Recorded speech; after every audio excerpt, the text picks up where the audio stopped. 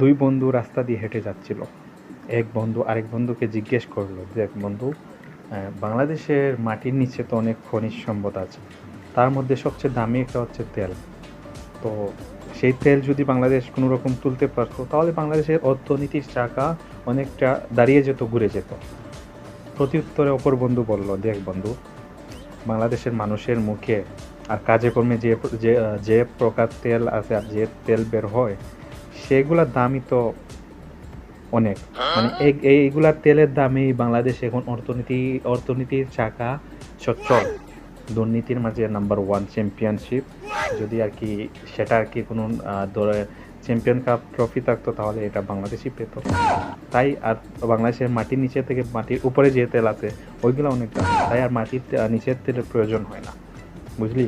তখন অপর বন্ধু তার শান্তশিষ্ট হয়ে গেল, বুঝে গেল ব্যাপারটা কি। तू समझा? हाँ। नहीं, तू समझा नहीं।